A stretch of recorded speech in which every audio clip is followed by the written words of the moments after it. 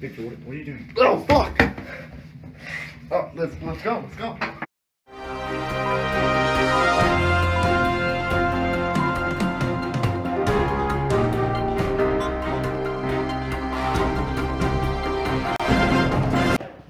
Good evening, YouTube. It is your boy XKR Phantom here, and today we will be talking about Rome. In today's segment, we will be talking about Rome and how it went from a republic to an empire. Life was not all grand in Rome. Many problems arose as time went on. The first problems occurred with the old Roman Republic was that with the increasing wealth, many domestic problems occurred, such as generals having their own army, the powerful had total control over the wealth, conquered lands were mainly distributed to the wealthy elite. They developed plantations called latifundia. They employed slave labor and also bought out small-scale farmers and their land. During the 1st and 2nd centuries before current era, relations between working class and the elites became strained. And we all know that with a republic this size, you need to have a uniting power to get anything done. The Gracchi brothers gained power and tried to mend the gap between the working class and the elite. They worked to limit the individual's power and keep the government more centralized. Like Wang Mang, the Gracchi brothers tried to redistribute land and the wealth of the republic. The policies never did work. Because the Roman elites rejected the policies for obvious reasons, and the Gracchi brothers were soon assassinated. There were many civil problems, such as generals hiring private armies to politicians fighting for power. The displeasure of the working class was great, and these problems helped start a civil war. During 87 BC, there was a civil war that was bloody and destructive. Sulla took power and encouraged the population to kill anyone he wanted. Eventually, the poor leadership led Julius Caesar to replace Rome's republic constitution with an imperialist government. Julius Caesar's policies paved the road to a more centralized imperial form of government.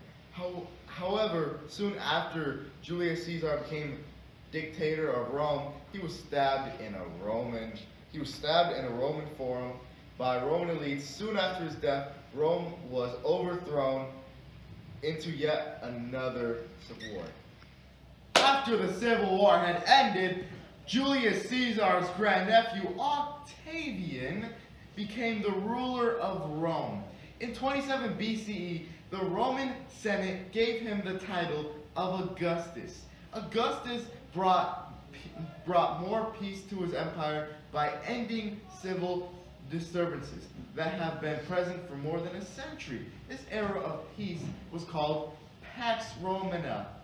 It persisted for 2.5 centuries. Augustus followed in Julius Caesar's footsteps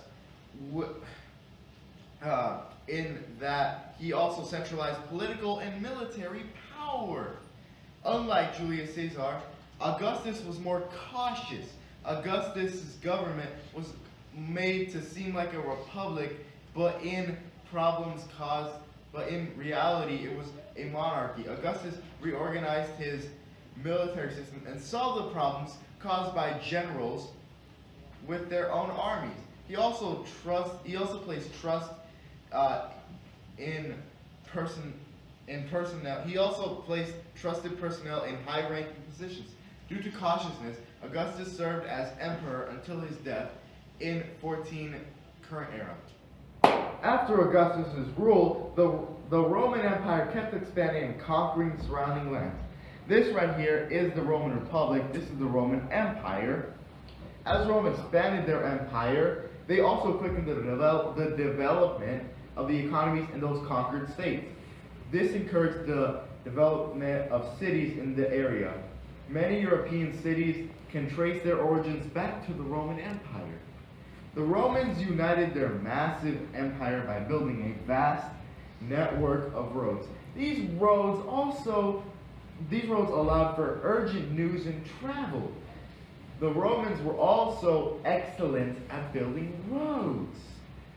Their roads featured milestones and drainage. Their length of all their roads combined is thought to be more than 50,000 miles.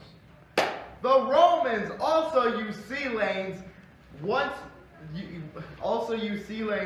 the Roman roads reached the sea.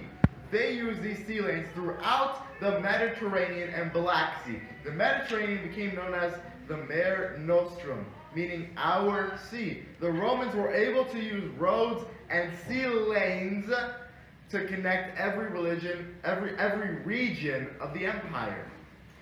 The Romans first implemented written laws in 449 BCE by circulating the 12 tables as a basic code of law. Roman law helped unite the diverse lands that made up the empire. Roman law kept shaping the Mediterranean and European society even after the empire was dissolved.